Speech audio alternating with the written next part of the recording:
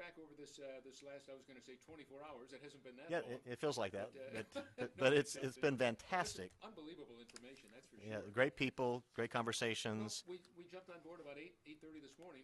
What do you think?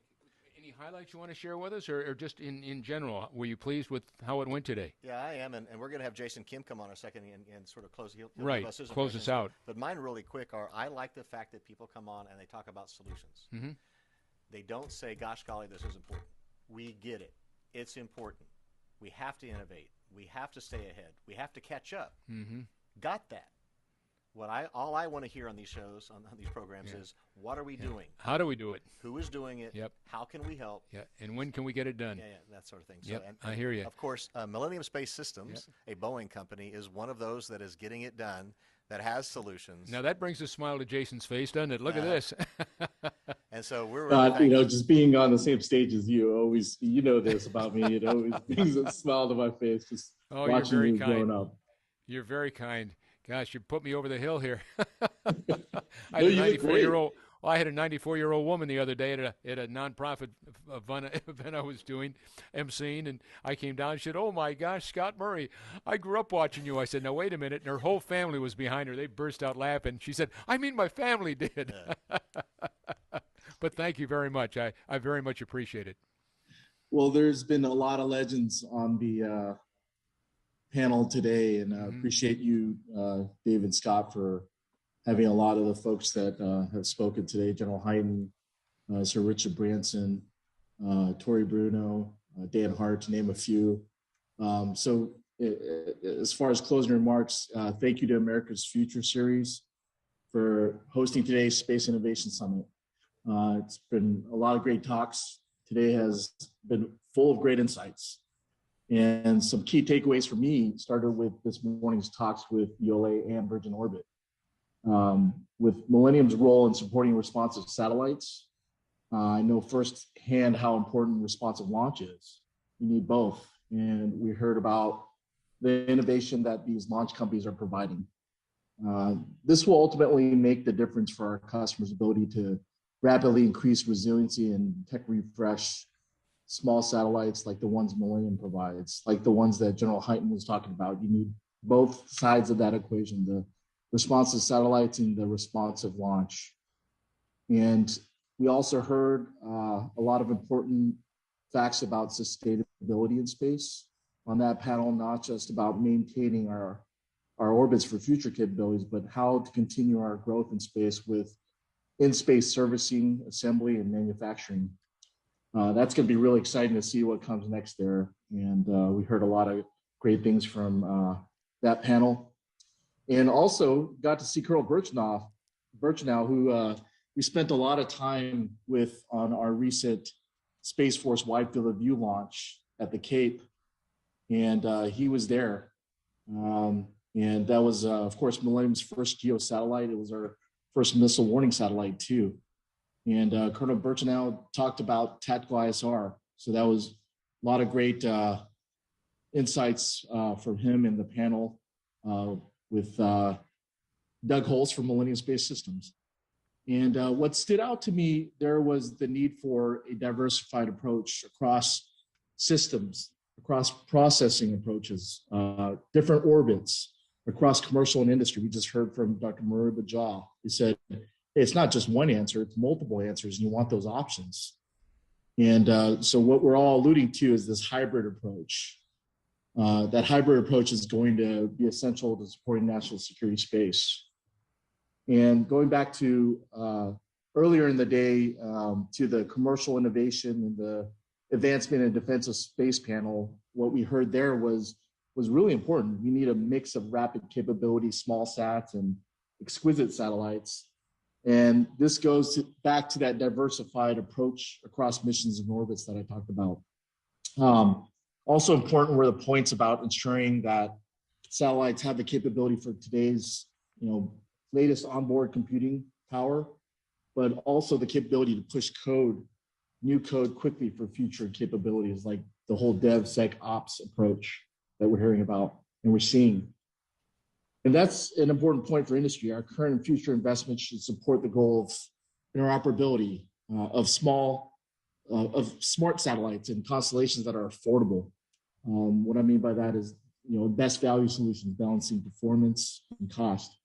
And to do that, that's going to require a focus on systems that are autonomous, systems that can operate on their own, when they need to, and crunch a lot of that vast amounts of data, get the data to the right place at the right time. That's also going to be enabled by a hybrid ground and space processing architecture where some of the data gets processed on board and reduces latency and gets the data to the right places. But we're still going to have ground processing as well for the high amounts of data. We're going to have more interconnected, more multi-path communications between these networks, satellites on orbit, and it's going to be allied by design. And finally, these systems are going to be resilient by way of maneuverability, by the numbers, greater numbers of lower price per unit space vehicles, and the agile communications that is going to enable all this. So what we're seeing is a hybrid architecture of small to large satellites that are going to operate together to enhance performance and also operate safely on orbit. And national security space, it's going to need these types of systems, and small satellites delivered with agility, affordability, and assured capabilities. Because at the end of the day, we're here to enable the ability to freely operate in space, each with different approaches. That diversity of thought that we heard today, the new ideas that we're hearing, that's going to continue to set us up as a country and our allies for success in defensive space. And I'll close with something we all heard from Corey Bruno and General Hyten. They hit on this morning, which is the power of American innovation. That in America, you're not frowned upon for challenging the status quo. And we create a culture of innovation. We have these audacious goals that captures the imagination of our workforce, our people who want to accomplish those goals every day. This American innovation, it's why I have no doubt we're going to be successful in ensuring responsive space for the protection of our country and our democracy. Thanks again for having me, Dave and Scott. It's been a great day of knowledge sharing, and back to you. Well, thank you, Jason. Yep, thank you, Jason. We really appreciate you, sir. We thank you for your patronage and support. You've always been a staunch ally, and you're doing a very important work. I hope everybody, when they think of small, medium-sized satellites, and they think of the capabilities that you have, which people may not know all of yours, so we'll maybe do a better job of exposing the world to all the great things that Millennium does. I hope they think of Millennium, and we look forward to tomorrow, and we look forward to you joining us again in the future. Yep. Thank you. Yep. Have a great evening. Millennium's just been marvelous, Jason in particular, and clearly very patriotic, very supportive, cares about America, cares about our future, is hiring out the kazoo. You guys, if you're looking for an opportunity in the space world, they need smart people to work for them. Huh? That's a great place to go. I couldn't think of a better place to go and work if I was especially young or just not nearing retired guy like me. Yeah. Okay. On the beginning end, not the end. Not the end. That's I would have loved to start with a company like that and with a leader like him, right? By the way, he summed that up at the end. That was great. Yeah. The whole day was right there. Yeah, he did a great job. Very well done. Very well done. How about tomorrow? So tomorrow we have a great day. I don't want to forget to thank TMG Core. Okay. Our gold sponsor who was today.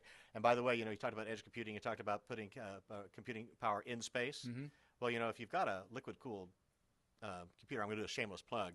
They're lighter and smaller, and you can put them up there, and you can have a data center in space. So people need to think about the TMG Core more. Yeah, they need to do that because weight matters, right? Very cool. Where weight matters. But tomorrow we have Viasat as our patron, as our title sponsor. Our presenting partner. And, Viasat's an amazing company. I would say the same things about Craig Miller, a visionary, very intellectual, very smart guy, got a great group of speakers, et cetera, lined up that day. I think people are going to really enjoy these conversations. The thing that we try to do is we try to let the person who's coming on speak about what they want to talk about. We don't try to shoehorn them in. So we invite people to come talk about what they have the most passion about, and we try to orchestrate it in such a way that it's a conversation.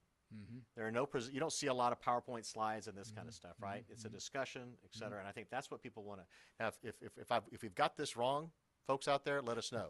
But we think that what you're interested in is a conversation between thought leaders who are giving practical, real-world, actionable advice and wisdom. When it's conversational, though, I think people have more of a tendency to listen because they feel as though they're a part of the conversation. If it's somebody up here just speaking, doing his thing, throwing out the slides, throwing out the PowerPoint, that's fine, and you get some great information.